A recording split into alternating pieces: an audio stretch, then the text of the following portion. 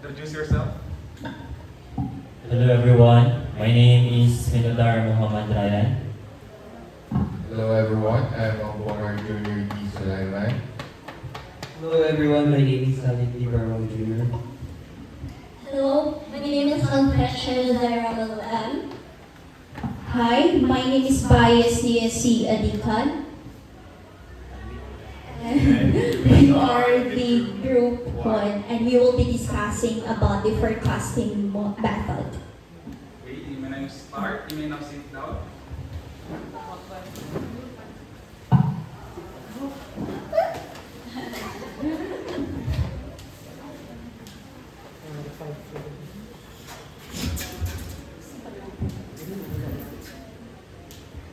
Assalamualaikum and a very pleasant day.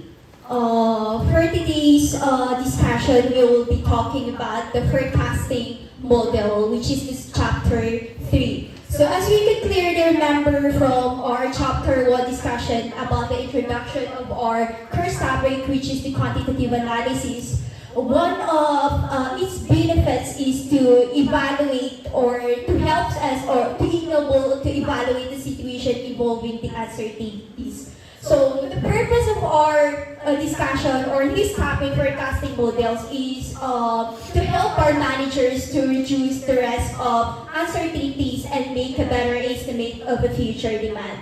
So through this forecasting method, the correct amount of raw materials, the equipment, and the components that are being purchased, and the quality of the goods that are being produced, and the right investment are made because our managers get their idea from their own forecasted of our future quantity of demand or the demand that we will be having in the future. Since the managers nga, sabi ko kanina, get their better idea of what will be the sale and the profit will be in the future. So the forecasting methods could be classified into two, the informal and the formal. So the first one in here is the informal. So in informal, these actually are commonly used by the smaller firms and it is subjective. And why it is considered as informal? Because it's all solely based on our mere speculations, our mere gut feeling and a spur of the moment cases. So unlike in the formal method, we tend to use such subjective and both subjective and the quantitative analysis. And that's what I would like also to clarify that there are methods that we could also use through subjective, but it is still not considered as an informal because the judgment and the experience and the opinions are coming from the expert. So the formal methods of forecasting are the time series. So the first one in here is the moving average. But before that, let's have to define first what is this time series model. So these models actually attempt to determine the future demand by using the historical data or the assumption on what happened or what will happen in the future is a function of what happened in the past. So to simply put that, it's Continue lang tapos prepare ka lang to cut your discussion. Then prepare yung number 2. okay. So the first one in here in the time series model is the moving average. So in the moving average, this method is we all are quite familiar with the moving average because we often encounter this in most of our courses subject, diba? So in the moving average, this model is useful if it can be assumed that the market demands will stay fairly stable over the time. And there are two types of this moving average. The first one is the simple moving average. So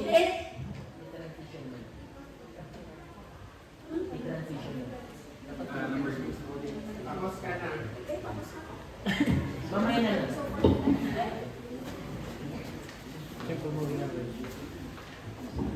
So, I will be continuing our discussions all about forecasting models. So, dito sa forecasting models, taliwas sa sinasabi nila na past is not important. Kumbaga, sa life, kinakalimutan yung past. But dito sa forecasting model, yung past is very important. Alam niyo ba kung bakit? Because dito sa forecasting model, we use past data analysis to predict future trends. So for example, there is a toy store that wants to know how many toys yung bibilhin or yung gugustuhin ng mga bata sa next period. So they use these forecasting models to look at how many kids bought before para malaman nila kung how much yung bibilhin nila na toys para mabenta dun sa mga bata. So bali basically, past is a function of the future. So again, para mas maintindihan natin itong forecasting model, is imagine na lang about paplano ka ahead of time for a birthday party. So, titingnan mo yung list of friends mo na, kumbaga, ilan ba yung a-attend sa birthday mo. So, by doing that, malalaman mo how much cake yung bibilin mo, how much pizza yung bibilin mo. So that's basically the concept behind forecasting models. And dito sa time series model, ang pinaka-importanting tatandaan natin dito is yung time. Because ang magiging basis natin dito is yung time. So we have our first formal forecasting model, which is the moving average model. And may two types of moving average. So dito sa moving average, as sinabi ni Ms. Alican, that market demand will stay fairly stable over time. Ano nga ba ang meaning nun? Meaning, yung mga customer natin is constant pa rin yung demand nila. So let's have our moving average, yung first type, na simple moving average. So, from the word itself, na simple, basically, this method is totally no-brainer. So, ang mangyayari kasi dyan is, kinukuha mo lang yung sum ng mga sales mo and divided by the number of periods. While ang taliwas naman dito sa weighted moving average is we put importance doon sa mga recent periods. Kumbaga naglalagay tayo ng weights. Kumbaga mas matimbang dito sa weighted moving average. Sa simple moving average, wala nang timbang-timbang. Diretso na. Pare-parehas yung we can assume na pare-parehas yung weights is hindi naglalagay ng weight. So let's have our illustration dito sa simple moving average. So this is the formula for the SMA. Forecast is equals to the sum of sales in the number of periods divided by the number of periods. Di ba ang basic lang guys? So, nakadepende sa forecasting in charge or sa business kung ilang months yung magiging basis nila. So, pwedeng 3 months moving average and pwede rin 4 months moving average. So, given sa problem, yung month and yung monthly sales natin. So, if ang gagamitin natin is 3 months moving average, let us understand na dito sa forecasting model, we put important doon sa mga recent data. So, in this case, may tanong ako guys, saan tayo dito magsisimula? Sa? April. Yes, very good. We will start sa April because recent data are more reliable and more likely close doon sa forecast mo next period. So we will start here sa 35, then 33 plus 28 divided by the number of periods. Diba? Totally no-brainer. So, pag 4 months naman, anong mangyayari guys? Saan tayo magsimula? Sa January or April? April. But up to what month? Why? Very good, kids. So 35 plus 33 plus 28 plus 24 divided by ilan guys? 4. Are you sure? Yes. Very good. Clap your hands. So,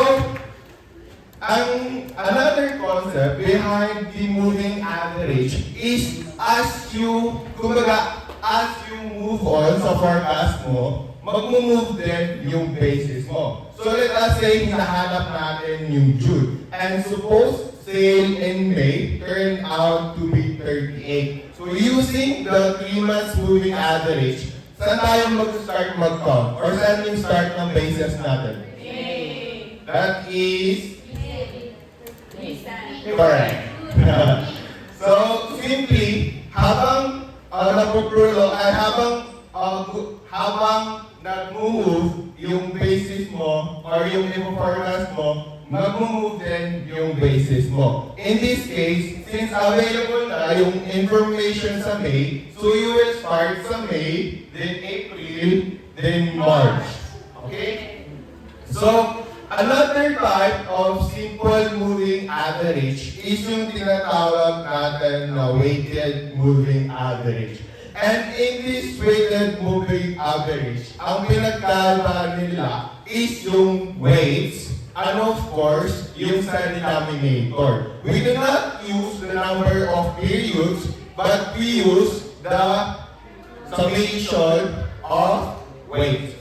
So, ayun lang naman yung pinagkaiba nila. And take note guys, that dito sa weighted moving average, yung pinaka-heaviest weight, ilalagay natin saan? Alin yung important na period guys? Yung earlier or yung recent? Recent. So, heaviest weight, ilalagay natin siya sa pinaka-recent. Gets guys?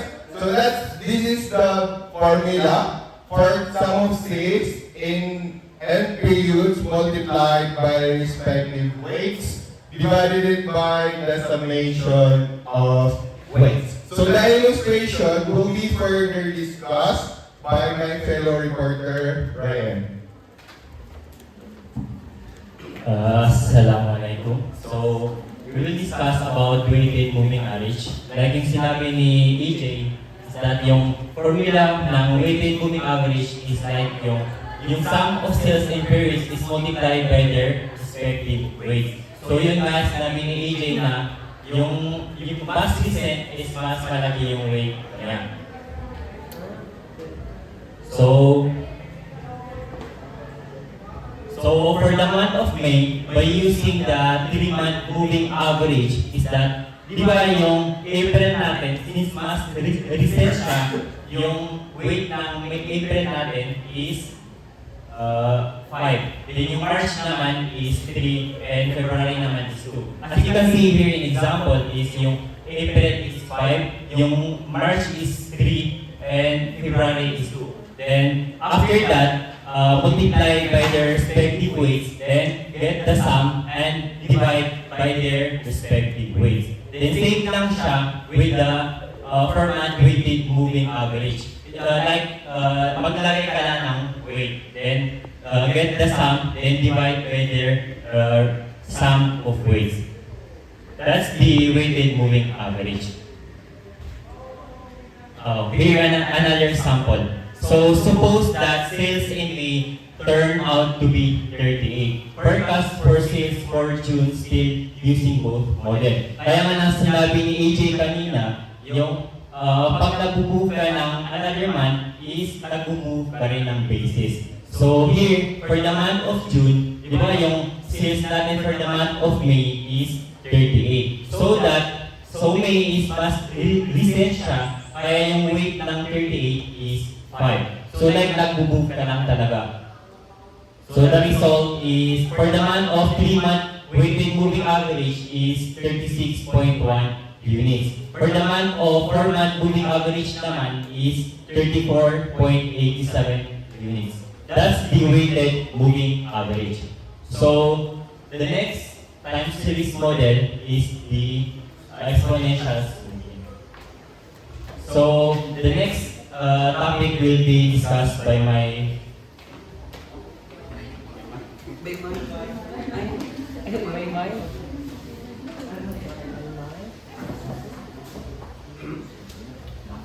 So the second method in here is the exponential smoothing.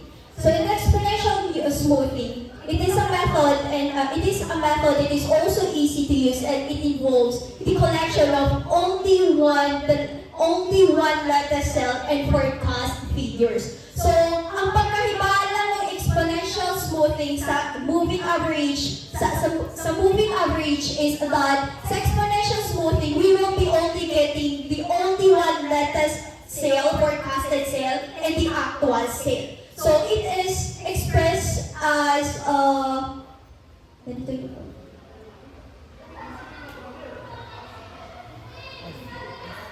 So it is expressed as the if substitute to t is equals to ft minus 1 plus a time multiplied by st minus 1 minus the forecasted last period. So as you could also observe from its equation itself, that it is a little adjustment in here, di ba? That from which is the difference between the last actual cell and the forecasted last period. So the if t is also known as the forecast this period is equal to forecasted last period plus a, which is the R constant or V, minus the difference between the last period actual cell minus last period forecasted cell. So as I said kanina, that pagkaibahan lang nila, the main difference between the weighted average and exponential smoothing is the first one is yung data na kukunin natin is only the recent cell and the only recent actual cell and the forecasted cell. And that's why in our equation in the exponential smoothing, there is a little adjustment. So here is an example problem in here. So using the same data below forecast sales for B using exponential smoothing, given that April forecast is 36 and our weight is 0.8. So in a general rule then, and the weight of exponential smoothing is always from 0 to 1. So as you could see in this example problem, that our value of our weight is 0.8, which is hindi siya nag-exceed into 2 kasi it must be constant from 0 to 1. So using our 4-month data, last periods, and our exponential smoothing equation, so the May forecast is equal to our last period forecast plus our weight, and our this data in here is ito yung mga actual cell natin. When you say actual cell, yun yung talagang nabenta natin. When you say naman so as I said kanina, that we will be also getting the difference between the last actual sale and the last forecasted sale as serve as our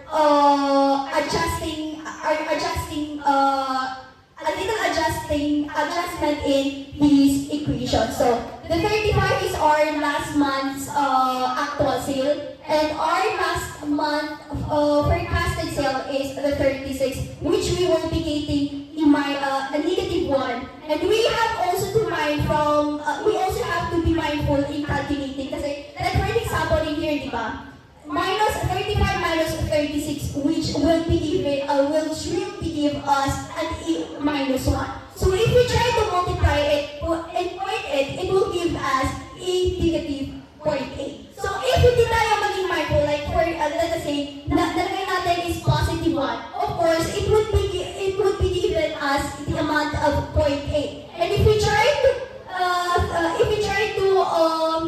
if nakalala tayo doon kasi hindi tayo cautious or we are not mindful of our computation, then it will give us it will give us a wrong amount of forecasted sale. And if mamali naman yung nakuha natin na forecasted sale, then if we try to para maging business din yun ng next month for our next month's forecast, then it will give a domino effect. Kasi mali na yung na-forecast natin last month. So if gagamitin natin yung data na yun, then it will give us another wrong amount of forecasted sale. So 36 minus 38 is 36 minus 0.8 is 35.2. So our May forecast base period is 35.2. Now let us say, gagamitin na naman natin as our May forecast. So yung sabi ko kanina, if mamali tayo dito, like nalagay natin is positive 0.8. So mali na yung na-forecast natin dito, no? So let us say, suppose sales in May turned out to be 38 units. Forecast sale for June is, so 35 plus 0.8, the difference times the difference between the May or the last period's actual sale and the last forecasted and the last period forecasted of sale. So yung sabi ko kanina, let us say mali ito. Nakuha niyo is 36.8. So, if gagamitin natin yung data na yun, then we will derive the wrong forecasted amount of sales. So, that's why also, you have to be mindful of computing and using the equation. So, the June forecast, or this June forecast is 37.44 units. Okay, permission. Icebreaker muna.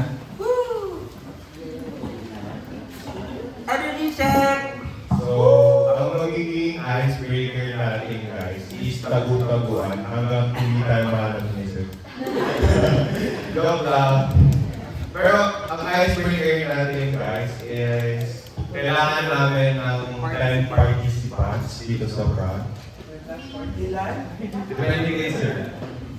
10 guys. My prize. May prize. Secret. Secret. Dali na guys. Sir. Okay, kayo na yung pumili. Javier. Sami. Sami. Isa mo, I agree. Sami. Si Ajib. Si Ryan. Si Alonso. Dito. Si Sana. Si Jasmine. Si Lamel. 1, 2, 3, 4, 5, 6, 7. Kulang pa yung tatlo. Si Layan. May bamag tampo. Si Raifa. Any volunteers? Si Adela. Si Barbie. Let's go. Dito kayo guys sa front. Yes. Ayun lang please. So, ang mangyayari guys is maglalaro tayo ng head-head hurling. So, mananalo, siguro may prize siya. Okay? So, gaya muna. Paano yung head-head? Head-head? Hooray? Gaya. Head-head? Head-head? Head-head? Hooray? Hooray? Head-head? Head-head? Hooray? Head-head? Hooray? Hooray?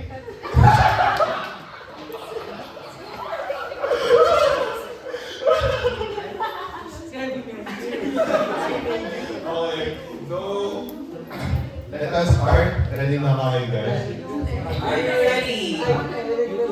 Partner, go! Mag-start. Ready na kayo? Yes! Hindi. Start. Head-head. Ha? Ay, kami lahat. Okay. Head-head. Head-head. Hooray! Head-head. Head-head. Hooray! Yeah, ganun na lang. Well, let us start. Hooray! Ah!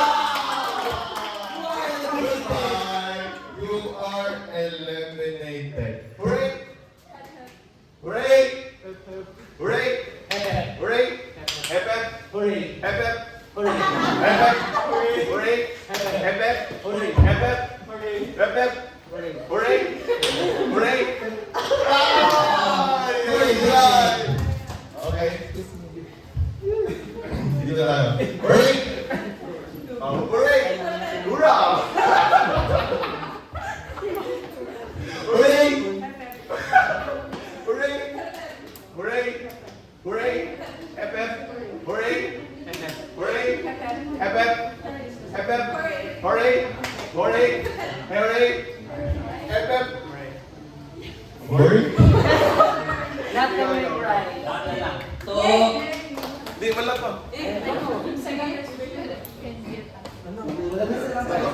so, lahat tayo om. 1, 2, 3, hep, Hooray! pray, hooray. So, sino yung mga nanalo? Ay, lahat kayo nanalo? So, wala kayong prize. Ano ba yan? So, wala ka na alam guys. Thank you so much for participating.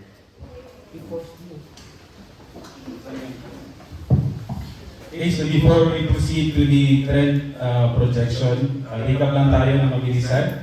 Obviously, hindi tayo nagmamadali. And baka hindi kayo makasagot sa quiz kung magmamadali tayo sa ating discussion. So let me start from the beginning. Basically, the reporters did explain the topics very well. So how do I start from the start? Basically, our topic is forecasting models. The idea is how do we forecast the future, and the difference between forecasting and predicting. Predicting is simply predict ano yung mangyayari talaga sa future. Forecasting is we estimate and we make assumptions. One of the assumptions would be, for example, yung mga nangyari sa nakaraan, no? If the pattern of that data will continue to exist, then we anticipate or we forecast sales or we forecast the future. So basically, meron tayong assumption. One of the assumptions again is, halimbawa sa time series, so let me bring back, pwede mo pakipindot yung home. Sa time series, we assume that the pattern sa previous or past periods will continue to exist. So halimbawa sa inyong, I'm not sure if meron kayo, I mean sa SASE, di ba meron tayong, ano yung subject doon na kailangan mong yung may mga graph, ano yung tawag doon ulit? Abstract reasoning, di ba? So minsan halimbawa, let's say meron tatlong numbers, 2, 4, 6, ano yung next na number? 8. So parang assuming that the pattern will continue to exist, then we will say that the next amount or number will be 8. So normally, meron tayong data in the past, we are going to use that as our basis in the projection. So the reporters discussed to us yung ating, number 1, tatlong parts actually yung ating chapter. Hindi na next, so pwede mag-next na lang, para nalabat na ata to. So meron tayong time series, meron tayong causal model. Pangatlo, if you can see in your handbook, will be yung ating counting, and then lastly yung ating judgmental. And we are not yet done with the number 1 time series, kasi tatlo to. Meron yung averaging, yung diniscuss kanina ng ating reporters na moving at sa weighted. Meron tayong exponential smoothing, yung kakadiscuss lang din. And then the last one will be trend projection. Yun yung hindi pa natin nadi-discuss. So far, wala nang masyadong challenge yung moving average at saka yung exponential smoothing. Highlight lang natin na sa moving average din, tulad ng sinabi ng reporters, is that pwede tayong magkaroon ng weighted moving average. So mag-average tayo pero mayroong assigned weights. And take note, kung may binigay na weights na 6, 4, 2, and 1, ang magiging assigned weights natin for the data natin will be yung recent data. So ang i-assign natin sa data natin na weights will be yung kung yung pinaka-recent. So yung pinakamalaking weights that will be assigned to the most recent data. So any question? Sir, may possibility po ka sir na parang 644, dalawang magkapares. Pwede. So pwedeng 644 or pwedeng 633 or pwedeng 666. Pero kung 666 parang wala ding essence yung weight. So normally magkakaiba. So 644. The idea is that makakaiba ng timbang, makakaiba ng weights yung mga previous data natin. And we put more emphasis sa more recent data. So halimbawa 633. So kahit di sinabi kung anong weights yan, para ba yan sa February, March, or April, you are going to use 633 for, let's say, ang pinaka-last month is April, and then ang previous month will be March, and then ang previous month before March will be February. So yun yung assign mo, hindi ka mag-start from February, March, April. Mag-start ka from the more recent data. Kasi ang assumption nga is that mas accurate or mas matimbang yung recent data. Okay. And then yun lang din yung medyo kailangan yung tandaan pagdating sa moving average. Pagdating sa exponential smoothing, the idea under exponential smoothing as highlighted by the reporters is that sa exponential smoothing, let me bring you to that particular discussion. Sa exponential smoothing, we are going to yung parang formula that you do not necessarily have to memorize, you just have to understand. So ang idea is that we are making a forecast. So halimbawa, last month, we forecasted a sale of 35. So ang sale natin halimbawa will be 35 according to our forecast last month. But, take note, hindi porket mag-forecast tayo ng 35 na sales, based on our models, kahit ano naman yung ginamit natin na models, we cannot expect na 100% ay magiging tama yung ating forecast. So assuming last month, ang naging forecast natin ay 35, but it turns out that our actual sale last month, ano yung last month? Ang month ngayon is June. So halimbawa, May. So last month, May ang naging forecast natin 35, but our actual sale last month ay naging 30. So makano yung difference? 5. Particularly negative 5. Bakit negative 5? Kasi ano nangyari sa sales? Naging mas mataas ba kaysa forecasted o mas naging mababa? Mas naging mababa and therefore negative. So negative 5 yung difference ng ating forecast at ng ating actual sales last month. So may mapo-forecast tayo for the next month and the next month is June. So di ba May? Then mag-forecast tayo sa June. So by learning from our past error, considering na nagkamali tayo sa ating forecast last month, this time na mag-forecast tayo for the month of June, medyo lalagyan natin ng correction na konti. So, paano natin lalagyan ng correction? Yung 35 na forecast natin last month ay i-adjust natin. And how do we adjust? Ang adjustment natin is yung A na yan, multiplied by the difference. Magkano yung difference na? Ulit yung sinabi natin kanina?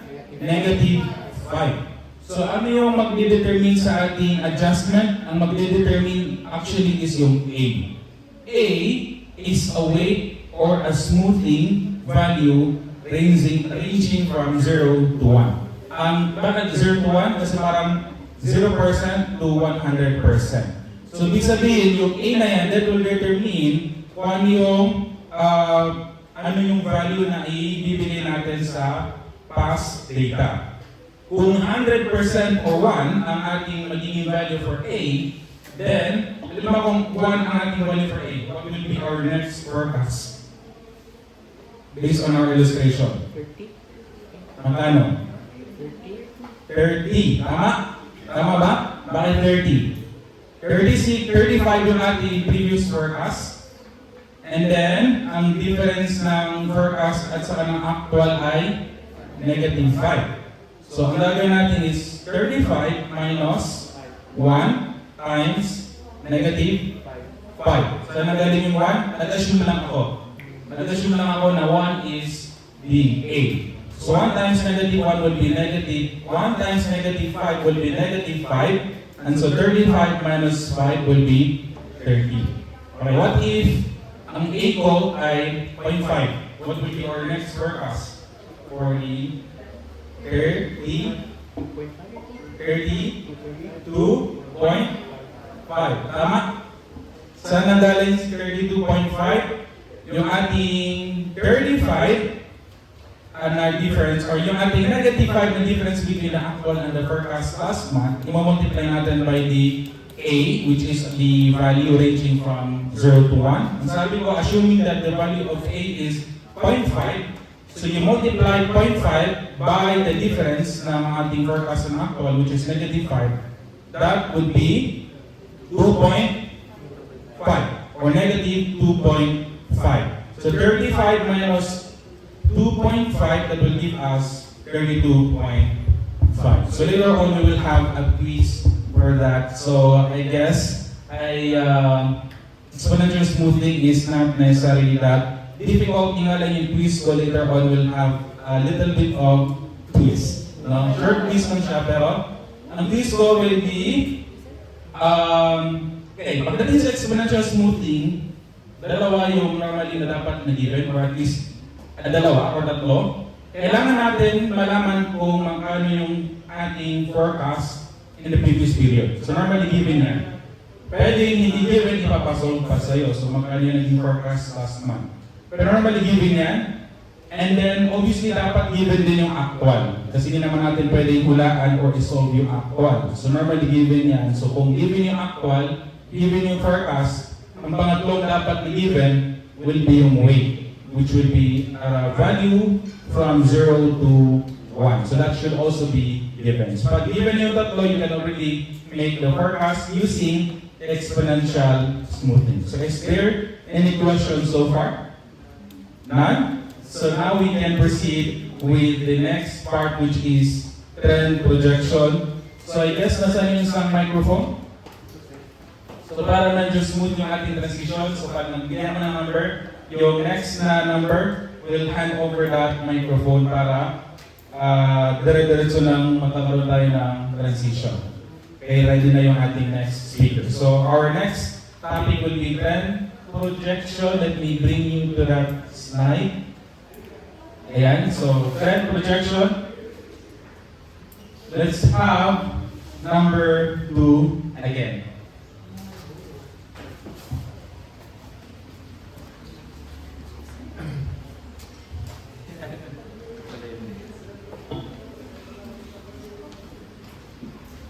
So again guys, we are still in the time series model. So in this case, ang i-discuss naman natin is yung trend projection.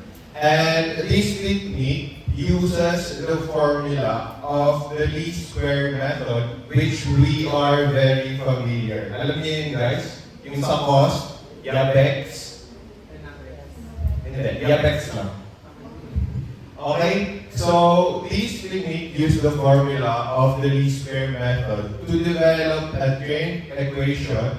Note that that is linear and that can be used to make medium to long range forecast. So, what does that mean? Pag na-form mo na yung trend equation, pwede mo na siyang gamitin sa pang long-term forecast or pang short-term or medium forecast. Para mas maintindihan natin, let us proceed dun sa problem. So, this is your least square, yung Yabex, and where Y stands for demand, A is our intercept, our constant, and B is the slope of this least square line, and X is our independent variable. So, ang tanong ko sa inyo guys, ano yung independent variable natin under trend projection? I mean, time. Okay? Time. But ang question, paano natin malalagyan ng value yung X? Kasi dito sa formula, to compute the slope of the least square line is equals to the summation of xy minus the number of periods times the, anong tawag pag may bar? Average. Very good. So, times the average of x times the average of y over the summation of x squared minus the number of period times moving average of x squared. So, para mas matandaan nito guys, isipin nyo lang or tatandaan nyo lang na sa numerator, xy. Sa denominator, x lang. Okay? Mas easy to recall. So, the formula to compute naman yung y is basically average of y minus the slope of the least square line times the average of x. So once na-form nyo to, yung trend equation, once na na-compute nyo na yung b and yung a, pwede mo na siyang magkakaroon ka na ng trend equation which ang papalitan mo lang pag gagawa ng forecast is your independent variable.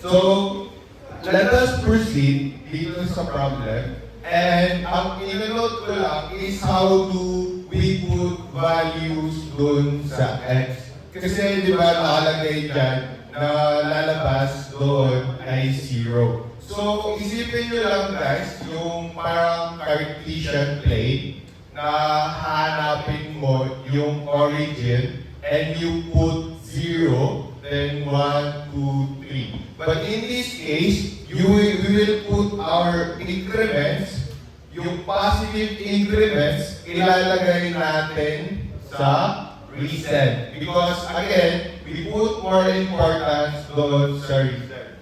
And then, yung mga negative increments, ilalagay natin siya sa earlier periods.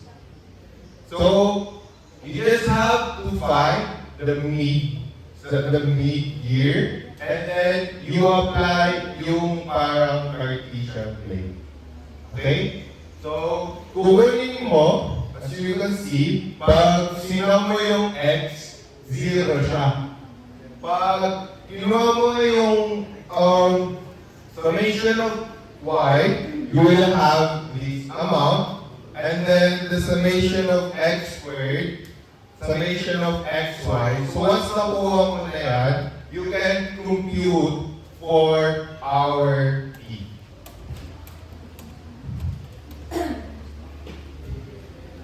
So, ito yung formula. But in the case of trend projection, since yung summation of x will always equals to 0 since we use yung increments, and then ang mangyayari dito sa average of x natin will be equal to 0. Kasi any number multiplied or divided by 0 will equal to 0. So basically, ang magiging formula dyan under trend equation is just like this. Kumbaga, cancel out mo lang to, then you can compute for the slope of the least square line. And then dito, our constant will equal to the summation of y.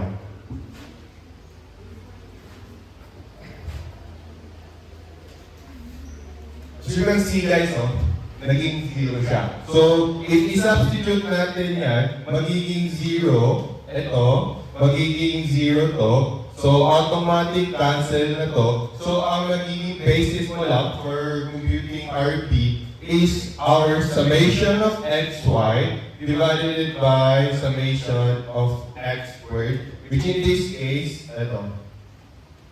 Then, lalabas na yung B natin, 10.5. So, to compute doon sa A natin, you just have to average yung y. Because yung x natin is 0 pa rin.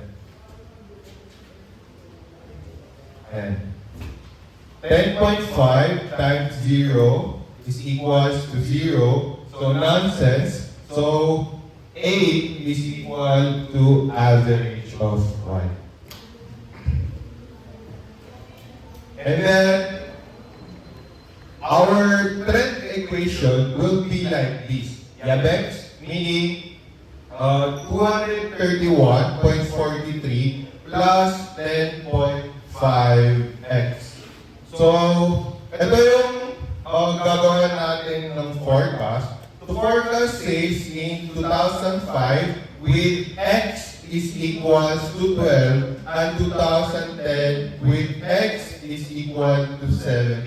Ang tanong, paano nakuha tong 12? So you will start counting doon sa positive numbers. So from 1994 to 2005, that is 12 periods. So let us check. 94, 95, 96, 97, 98, and so on. That will be 12. So i-substitute lang natin yung 12 doon sa our independent variable, and then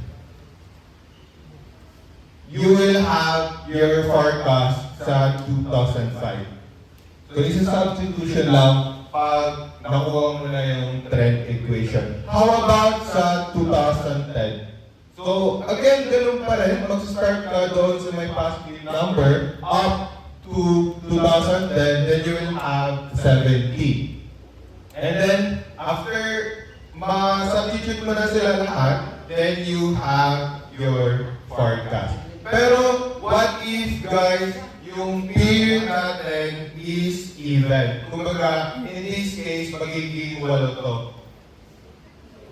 So, ang mangyayari guys, hanapin nyo yung dalawang middle number and doon sa reset, lalagyan nyo siya ng 0.5 and then doon sa earlier, lalagyan nyo siya ng negative 0.5. But note guys, na baka dito sa next, ilagay nyo 1. Hindi. So, ang meaning ng 1 sa libro is plus 1. So meaning, automatic, doon sa after 0.5, the next number after 0.5 is 1.5. Okay? So ganoon lang siya kapag even yung period. So that is the trend equation. And dito sa causal model, basically, this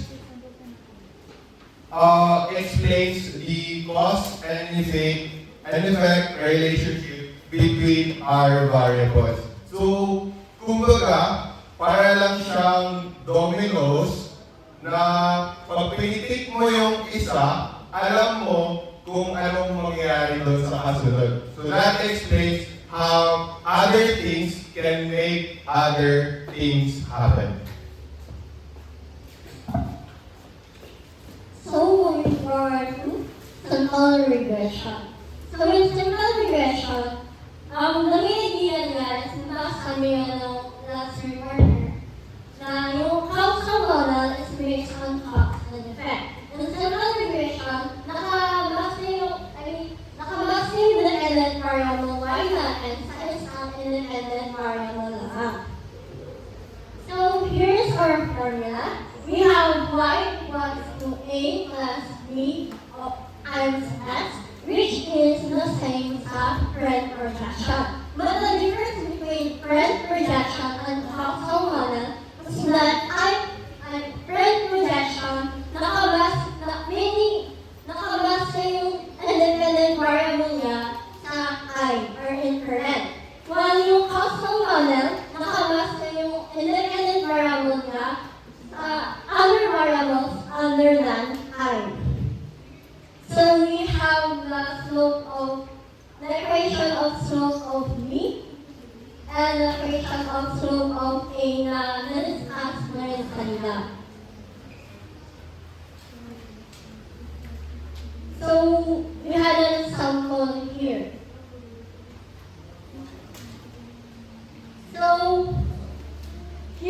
Here's our dependent variable, yung sales. We have 5.5. Here's our dependent variable y, which is sales, and independent variable s, which is advertising expenditures. So the solution for this is just the same kanina. Pero here, ang independent variable natin is no advertising expenditure. So we just look for the summation of s, summation of y, summation of s squared, and summation of sy. Then we will look for the average of s, which is 1.53 over the number of periods, which is 5. So we have an average of s of 0.306. So in finding the average of y, we just divide the summation of y over the number of periods. So that will be 36.7 or 5 or 7.34. Then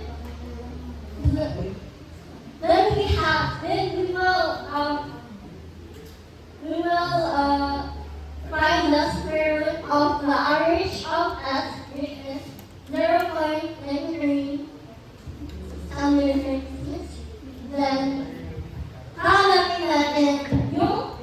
hanapin yung slope of b by substitution. So we have summation of xy of 0.4885, then minus the number of periods times the average of s times the average of y over the summation of s squared minus the number of periods times the square root of average of s. And we will get a slope of b of equals to 14.04355. Then hahanapin natin yung slope of a, which is equals to the average of y minus b times average of s. So remember, di ba nahanapin natin yung average of y, which is 7.34. So yung minus natin siya sa slope of b times the average of s, which is yung 0.306. So here's the average of y here, minus substitution ng talaga siya.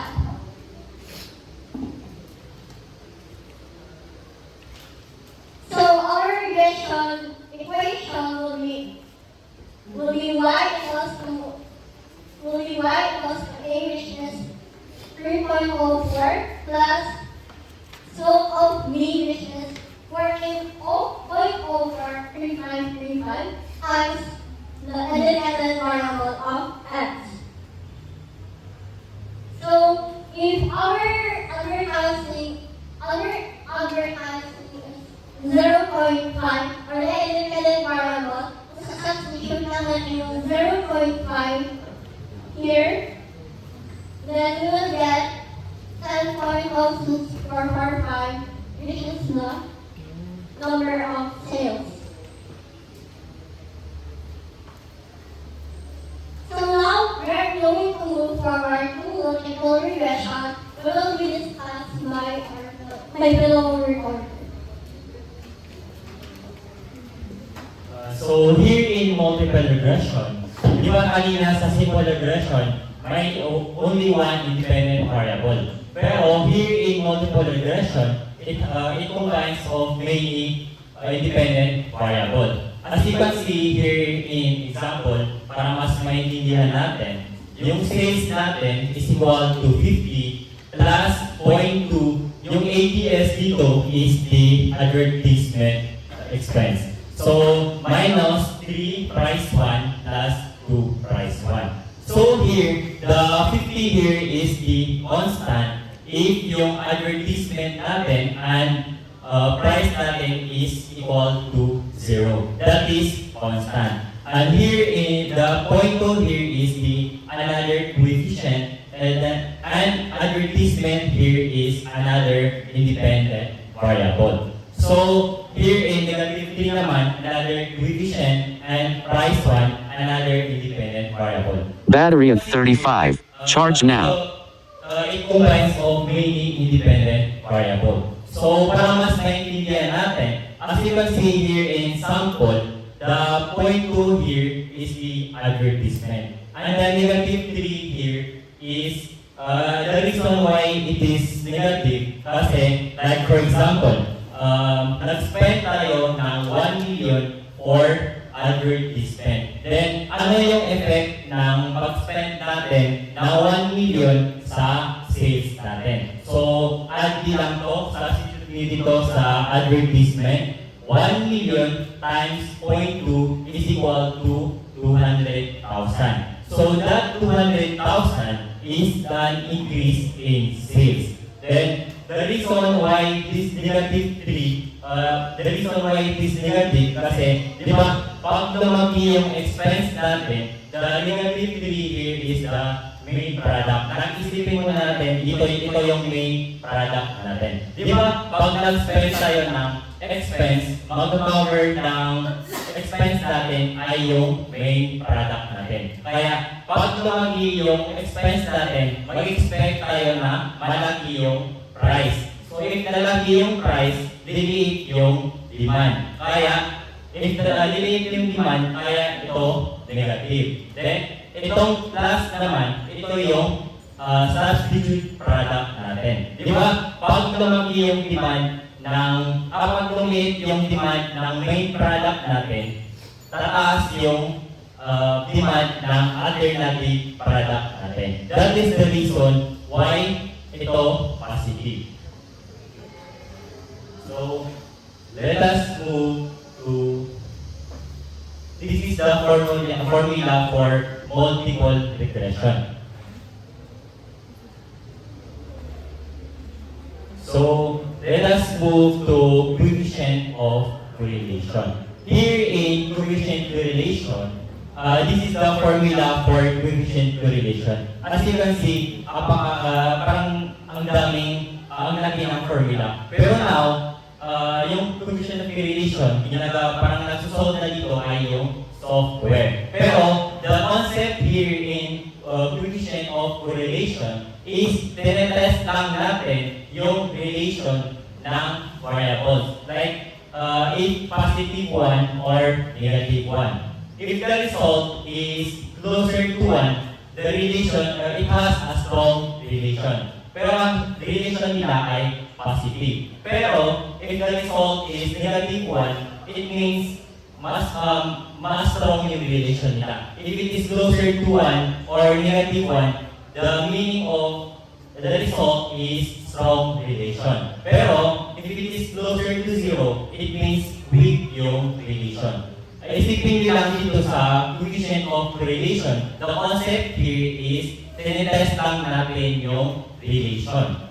Isipin lang, relation lang yung tinetest dito. Pero, here in coefficient of determination, dinidetermine natin yung effect. Like yung sinabi natin kanina, yung example natin na, di ba pag nag-spend tayo ng 1 million sa advertisement, then may increase ito na 200K sa sales natin. And i-determine natin if yung result ng sales natin is 20% doon is because of advertisement. Yan lang yung coefficient of determination.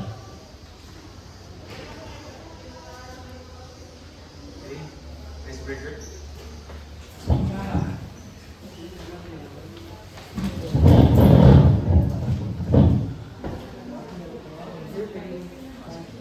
Sige, gamit ka ng PPT? Opo. Sige. So, ang next icebreaker is for picks one word. So, may prize lahat ng mga masagot. So, it is composed of 10 questions that is related dito sa topic na to. And then, i-answer nyo. And it is very simple. Secret.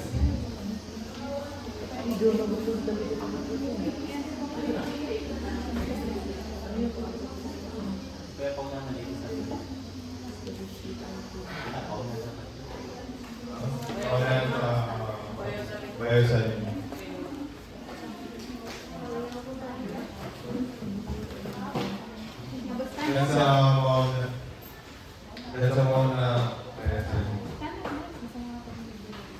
lahat to related sa business natin.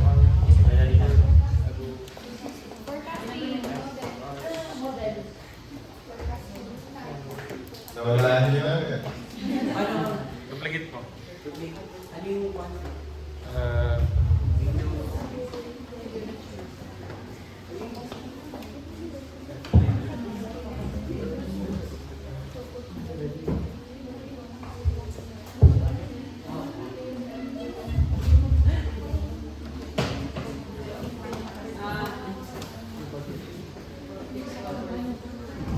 Okay? Wait up.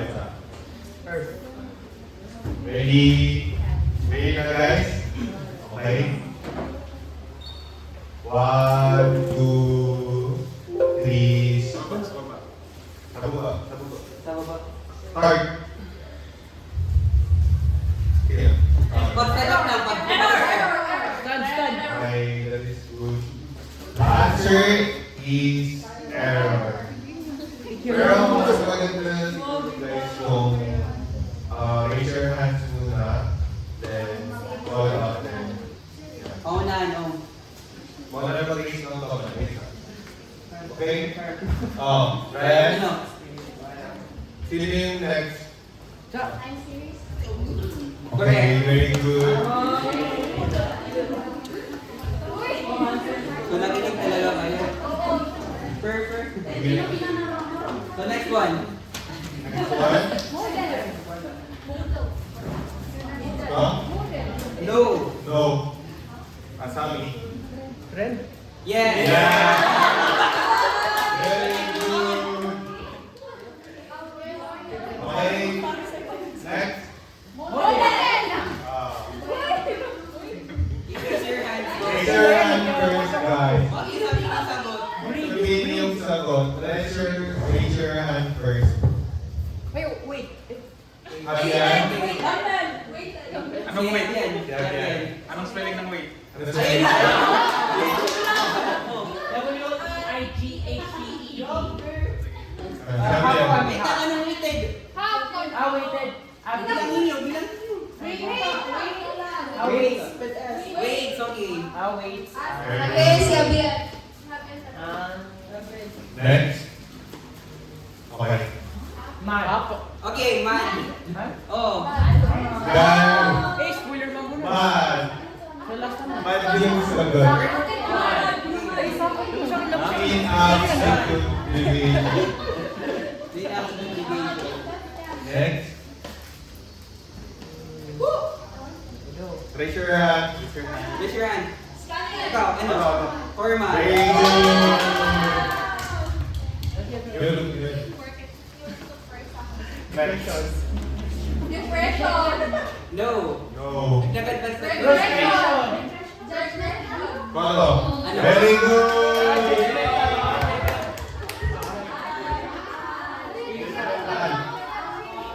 Ian. Raise your hand. Sami. Survey? Yeah. Yeah. Yan ka naman sa kita. Next. Oh. Pag wala yun, dalawang dita. Dalawang dita. Ang gwapo! Ano? Dalawa yung prize. Di pa nakunik mo po. Ano? Dalawa yung prize. Dalawa yung prize. Indian our lesson. Ha? Ha? No! The artist! No! No.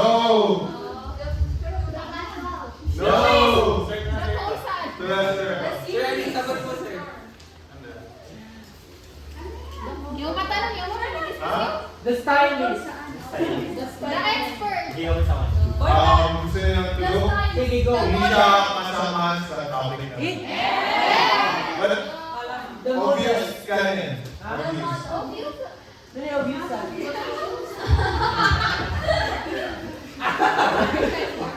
So,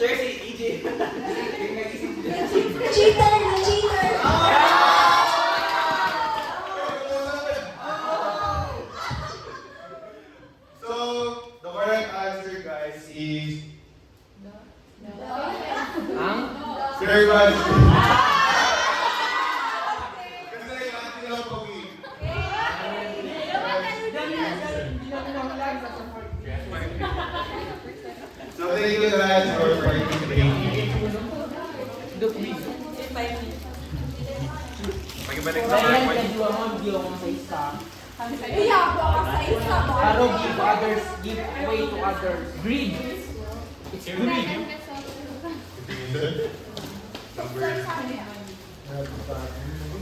Ate, di ba ako masa? 15, 20.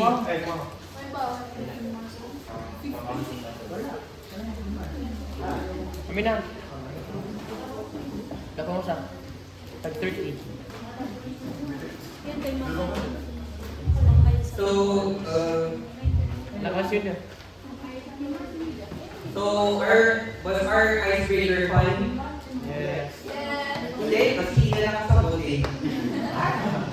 So since tapos na natin yung dalawang model, yung quantitative methods, let us proceed naman here sa mga qualitative methods, which are yung counting methods at yung judgmental methods. Let us start with the counting methods.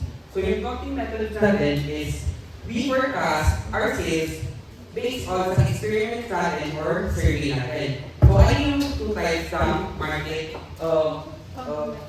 counting methods natin? So yun yung market survey at yung market testing natin. So ano yung market survey? So from the word survey, so before tayo nag-launch ng new product,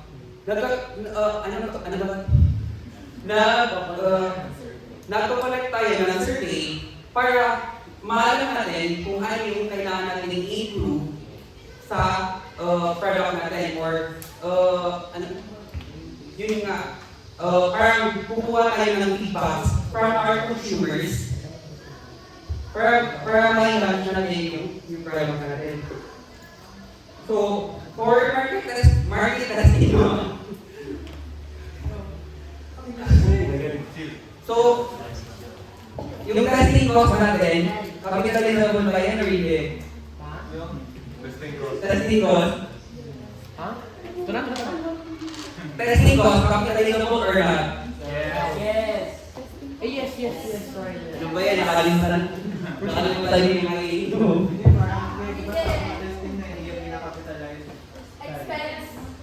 No, i-capitalize. Yung cost sa yung cost. True. So yeah, sa market testing, other than na mag-gawin ng survey, itatest natin yung product natin para mag-improve natin. So, yun lang yung sa accounting methods. More on like, yun na, quantitative. So, sa judgmental methods natin, from the word judgmental, mag-judge tayo. So, yung first, let us define muna yung judgmental method. Yung judgmental method, hindi siya nag-rely on quantitative data and it does not use quantitative methods. But most useful with subjective factors, so most likely na sa judgmental method is subjective siya. Pero hindi siya informal. Formal pa rin siya. So, ang first na method sa judgmental method is yung Delphi method. So, sa Delphi method, so, para kayong may groups na nag-chismis to get para ma-forecast natin yung data. So, let us suppose, or mag-isa po tayo para ma-understand yung Delphi method, mag-isip tayo na sa first group consists of decision makers. So, yung decision makers na yun is i-chismis nila about doon sa kinin ng data, then ibibigay nila doon sa magkukulit ng data. Then pag magkulit ng data, ang important or main idea ng Delphi method is yung feedback process. So, pag magkuha ng yung parang example na parang panel, yung data given ng mga group of decision makers na mag-i-interpret na yun at mag-ibigay siya ulit ng bagong questions to para para magkaroon ulit ng feedback to get the most accurate data. So, next naman is yung expert opinion. So, ano yung expert opinion? So, from the word itself,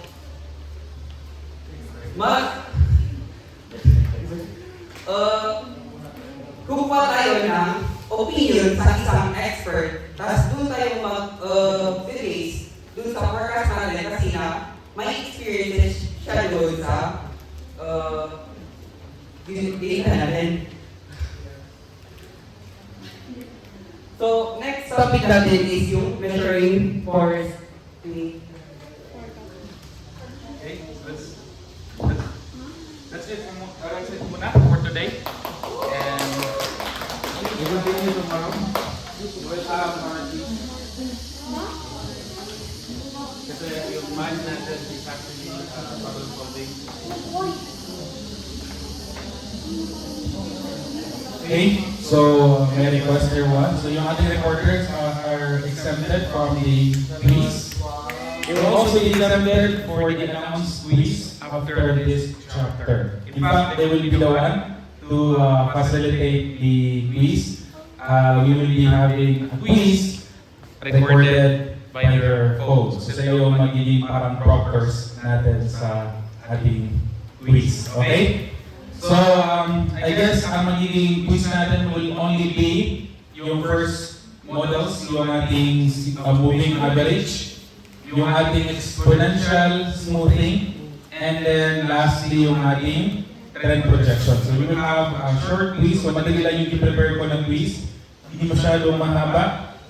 You just have to apply the moving average, exponential smoothing, at saka trend projection. So you may have 1/2 siguro, 1/2 sheet of paper, and then later we will have our exchange paper so pwede ko makuha.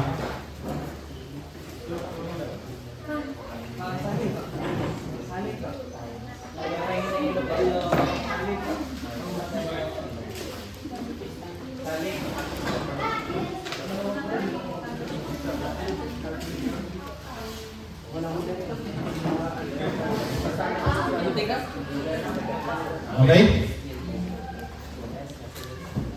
So, one seat apart.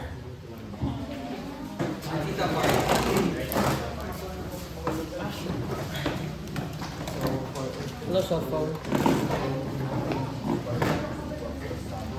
Pwede na natin i-off yung camera kasi baka